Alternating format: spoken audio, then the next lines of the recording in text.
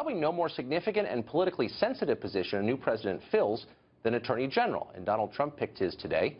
Jeff Sessions of Alabama, one of the first in the Senate to endorse Trump and a well-known economic populist. Response from the left over today's Trump appointments was immediate and ferocious.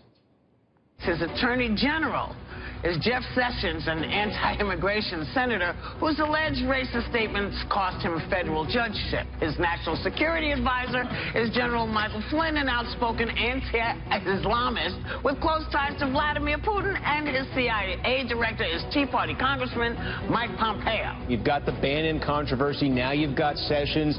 Flynn hasn't exactly gotten the most enthusiastic response either. It's really getting more and more disturbing. And clear that Donald Trump is not trying to bring the country together with the moves he's making right out of the gate. Doesn't Mitt Romney look good to us now? Oh, my God. I'm an optimist, too. I'm an optimist, too. This does not make me optimistic. This pisses me off. Well, Whoopi's mad. Many on the left are arguing that Jeff Sessions is morally unfit to serve as Attorney General. Among them, our next guest, columnist Jonathan Allen of Roll Call. Jonathan, thanks a lot for joining us tonight. My pleasure. So you wrote a column about Sessions before today's announcement, but recently. And I got to say, it's one of the most unfair things I think I've ever read. Okay. I mean, well, it's almost like a pure award. download from the DNC website. You say, among many other things, Sessions is a favorite of Stormfront, the white nationalist web community founded by former Klansman Don Black. Is there any evidence that he's had contact with Stormfront, endorsed Stormfront, or are you just smearing him on the basis of their endorsement of him? Well, look, I'm not saying that he's like a member of Stormfront or anything. Saying? I'm saying that he is a favorite of people who hold bigoted views, and that's not. That, so if by someone the you way, don't like says something nice about you, you're tainted by that? Well, I think if you look at the history and the pattern of Jeff Sessions, he said things over the course of time that should make you said something really specific. You said he was endorsed by Stormfront. But I'm sure he would disavow that immediately. So why is that fair to write that? He hasn't disavowed it that I know of. Oh, so you think he agrees with Stormfront? Is that what you're doing? Evidence for that? I don't know, but the point that I would make about Jeff Sessions and the larger point of the column is Americans should have a right to feel that they are going to be equally protected under the law. And Jeff Sessions, over the course of time, and I pointed out a lot of other things in that column, has said and done things that should make people some people feel uncomfortable with the idea that he's going to treat them fairly under the law. I don't think, here's what people have a right to, is the expectation that if someone's going to throw out a charge, that it's substantiated. It's not just by implication in this McCarthy way. You say, among other things, I'm quoting now, surely Sessions wouldn't try to resegregate the American armed forces in which he served. Really? Jonathan Allen, surely you wouldn't batter a child. What does that mean? Well, no, you're right, I wouldn't. No, but nobody suggested he would resegregate the armed forces. Well, Jeff Sessions has been opposed to the Voting Rights Act in the past. Opposed? Is that the same as resegregating the American armed forces? Well, I mean, that's a really appalling thing to say about somebody. Well, wait a second. It's not that far of a cry for some people. But has that suggestion ever come up? That's specific. We're talking about the Attorney General of the United States. No, we're talking about your column. We're talking about the Attorney General. You suggested that that was even a possibility. He would resegregate the U.S. armed forces, and I'm asking where. I said he wouldn't. Oh, well, you wouldn't beat your wife. But however, you're attacking him. However, but not directly. However, there are the armed forces of the United States is one of the institutions that is most racially diverse, most ethnically diverse in our country, right? Right. Lots of people of all sorts of backgrounds in the United States Armed Services. First integrated by Harry Truman way back when. All of those people who are not white people would have to have faith, and the reason that came up is we're talking about a potential defense secretary appointment for him at some point. Should they be able to have faith that their leader doesn't discriminate against them or is not prejudiced against them? Because there's literally no possibility that he wants to do that he would suggest doing it, or that he would do it. But you're fear-mongering. But by the way, you know what else is a very diverse place? Is the state of Alabama, which he's represented for 20 years. It's 25% African-American. Can you name, in the 20 years he has served, 19 as senator, a single instance where he's mistreated someone on the basis of his race? Ever. One.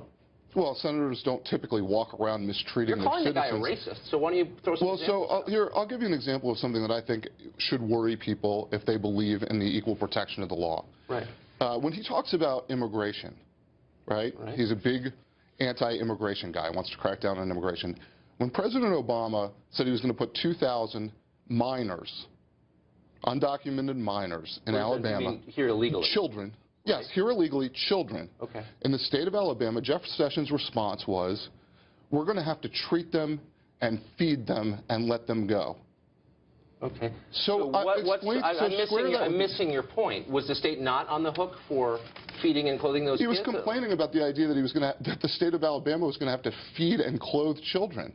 Okay, but Do you think so that makes him that's racist? such an awful? I mean, that's your example of his racism? Are you being serious? First of all, I don't think I called him racist. You called him racist like 9 times in the column. I mean, it's well, no, but if we're going to use the word, and I'm asking you, what's the example of his racism? And you don't have one. Wait, so now what wait I'm a second. saying Well, if you want to go back, no, what you asked me was what's recent. Yeah, so in he's been a U.S. so in senator. 1986, he's been overwhelmingly re-elected for 20 years, and I'm asking of one instance where he's been racist. You don't have one. Are you saying you that, downloaded some talking points from the DNC well, first of all, without any facts? I wrote that column before Sessions was nominated. I mean, this is just a totally hack job here. You asked me for instances of him doing racist things. Any, yeah. Oh, well, now wait a second. You asked me for recent examples, and your argument is that you could serve in the Senate for 20 years. And just because you served in the Senate for 20 years, you were elected to the Senate, you're not racist? My argument that is at odds with American history, my sir. argument is that before you call someone racist and suggest Which he I has didn't. ties to, you do repeatedly, and suggest he has ties to Stormfront and might resegregate the armed forces, that you might have some facts. I have some facts. You don't.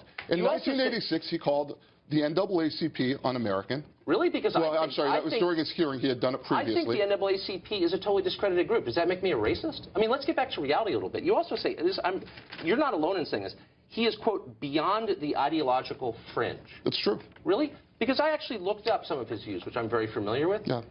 What percentage of Americans do you think believe we need to reduce the amount of immigration into this country? I think a lot of Americans. Oh, a majority. Did you know that? I think a lot of Americans believe that. So you realize that immigration from Mexico right now is actually going the other way? I realize that has nothing to do with the question I asked you. You said he is on the ideological fringe, and my point is the fringe is far outside the mainstream. And by definition, that view is at the very center of the country. It's the opposite of the fringe. That's one view that he holds that's in the mainstream. So why don't you, since we're on TV Live, give me an example of an opinion he has that is on the ideological fringe? He wants to ban same-sex marriage. That's on the ideological fringe. Is that true? Well, from your argument about a majority of Americans supporting reduced immigration, I thought that you a majority of Americans also support same-sex marriage. The majority of U.S. states held referenda on that exact subject, and it passed.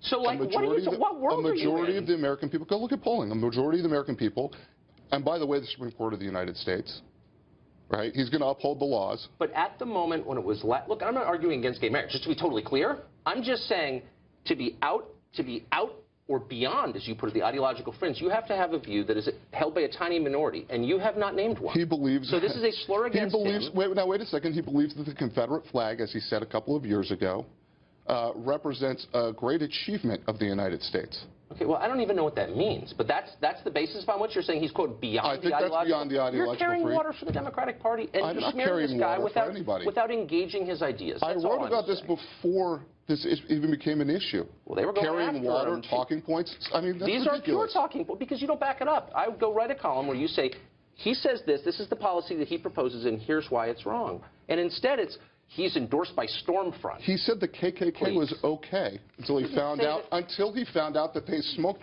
pot. You know, I can't. He actually said that. He acknowledged that in a hearing, in a congressional hearing. That Jeff Sessions is pro-KKK. Is that what you're saying? No, what I'm saying then what are you saying? What I'm saying is he said that he thought they were okay. So what he said was, I told a joke about marijuana that was a bad joke. He never said I'm for the KKK. And well, I mean, if that's your standard. That's his standard. I'm asking you a really simple question. Do you think he's for the KKK or not? I don't know.